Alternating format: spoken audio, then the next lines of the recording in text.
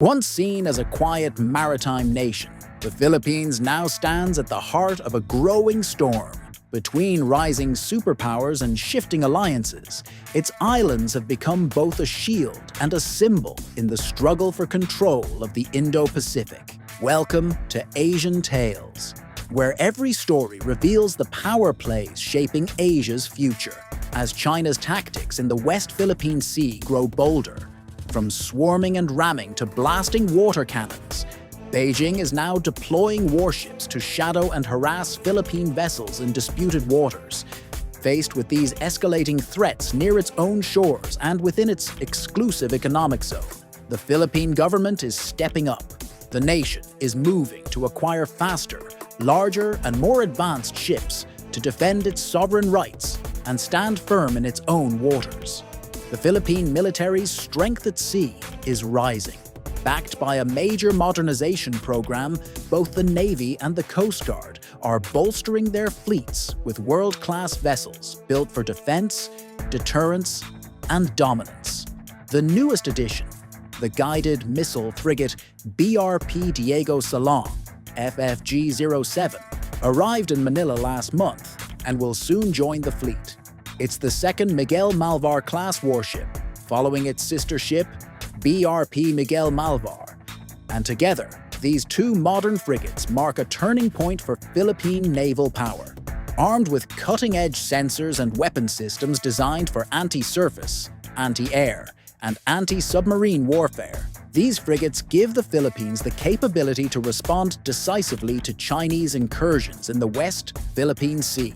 Once fully operational, BRP Diego Silang will boost the Navy's readiness and reinforce the country's commitment to protecting maritime sovereignty and upholding a free and rules-based Indo-Pacific. Weighing in at 3,200 tons and stretching nearly 120 meters long, the Miguel Malvar-class frigates outmatch their predecessors, the Jose Rizal-class. Built in partnership with South Korea, they symbolize more than just upgraded firepower. They're a testament to growing regional cooperation and the Philippines' resolve to secure its seas. As China tightens its grip, the Philippines isn't backing down, it's gearing up. The waves of the West Philippine Sea may be contested, but Manila's message is clear. Its waters, its rules, its right to defend. Armed with cutting-edge technology, the Philippines' new warships come fully loaded with Sea Star anti-ship missiles, vertical launch systems for VLM-ICA, and 3D AESA radars, turning them into formidable guardians of the West Philippine Sea. And it's not just the Navy leveling up. The Philippine Coast Guard, PCG, is gearing up for its biggest expansion yet. Under a landmark deal with French shipbuilder OCEA Industries, the Coast Guard will receive 40 fast patrol boats and 5 97-meter patrol vessels from Japan. The US is also reviewing the possible transfer of 4 Coast Guard cutters to further boost the PCG's capabilities. OCEA, the same company that built the world's largest aluminum-hulled patrol ship, BRP Gabriela Silang, OPV-8-311, will now deliver 40 fast patrol boats, FPB-110S, as part of a 438 million peso, 25.4 billion peso maritime security initiative. Each 35-meter vessel can carry 17 crew members, sprint at speeds up to 35 knots, and patrol for nearly 1,300 kilometers, 700 nautical miles, without refueling. Designed for speed, endurance, and versatility, these French-built boats will serve as the Coast Guard's quick response force across the archipelago. Half of the 40 patrol boats will be built in France, while the rest will be constructed in the Philippines, bringing not only stronger maritime defense, but also local jobs and technology transfer to the country's growing shipbuilding industry. France will also provide logistics and support equipment for 6 PCG bases.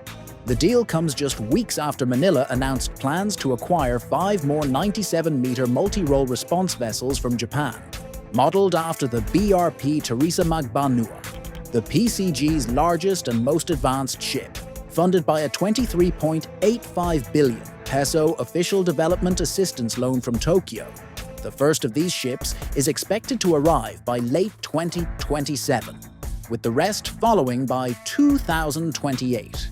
Japan's partnership with the Philippines runs deep.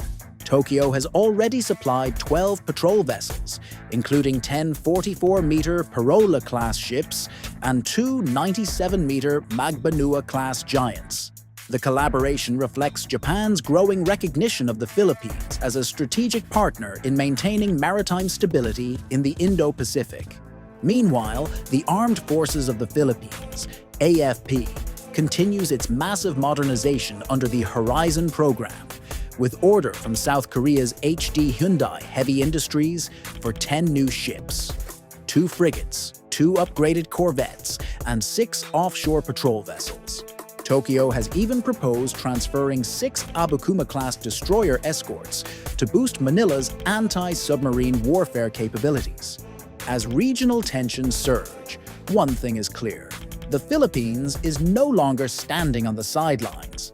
With help from allies old and new, it's transforming into a rising maritime power, ready to defend its waters, assert its sovereignty, and shape the future of the Indo-Pacific. The 6 Abukuma-class destroyer escorts Japan, plans to transfer to the Philippines stand shoulder to shoulder with Manila's most advanced warships, the BRP Jose Rizal and BRP Antonio Luna, both equipped for anti-submarine warfare. As tensions surge in the South China Sea, these vessels could dramatically strengthen the Philippines' position as a rising security player in one of the world's most contested waters. Once focused on battling insurgents at home, the Philippine military is transforming, redirecting its strategy toward territorial defense. This shift comes as Chinese ships swarm, ram, and blast water cannons at Philippine vessels in the West Philippine Sea. Now, Manila is making it clear: it will defend its waters, its people, and its sovereignty. Behind this transformation is an unprecedented defense budget and a surge in cooperation with key allies: the United States, Japan, Australia, and NATO partners. For 2025 alone, defense spending will hit 271.9 billion pesos, about $4.65 billion, the largest in Philippine history. And that's just the start. Under a decade-long modernization plan dubbed Re-Horizon 3, the government is committing a staggering 2 trillion pesos, $35 billion, to fast-track the acquisition of advanced ships, missiles, aircraft, and surveillance systems. This historic buildup isn't just about hardware, it's about deterrence. The Philippines is reasserting itself as a sovereign power in the Indo-Pacific, determined to protect its maritime borders and defend a rules-based order. Strategically located at the crossroads of Asia, the Philippines sits at the heart of the US-China power struggle. Its southern islands connect to Indonesia and Malaysia, while its northernmost point lies just 90 miles from Taiwan. Geography has made the Philippines indispensable. And now, its growing military might is turning it into a pivotal player in the region's unfolding drama. The message from Manila is unmistakable: the era of passivity is over. The Philippines is arming up, standing firm, and ready to hold the line in the West Philippine Sea. The northern islands of Luzon form part of the first island chain, one of the most strategically vital stretches of ocean on the planet. To the east lies the Philippine Sea, to the west, the West Philippine Sea, extending 200 nautical miles from the coast before opening into the vast South China Sea. As President Trump once put it, the Philippines isn't just a key location, it's the most strategic, the most valuable piece of real estate from a military standpoint. And he wasn't wrong. Few places illustrate the Philippines' growing importance on the global stage better than the historic trilateral summit between the United States, Japan, and the Philippines held in April. That meeting wasn't just about diplomacy. It marked a fundamental shift in Asia's security map and underscored Manila's fast-rising role in shaping it. Since 2022, the Philippines has been on a diplomatic and military resurgence, reinvigorating ties with both Washington and Tokyo, forging new partnerships across the Indo-Pacific, and pivoting its armed forces from internal security to full-scale territorial defense.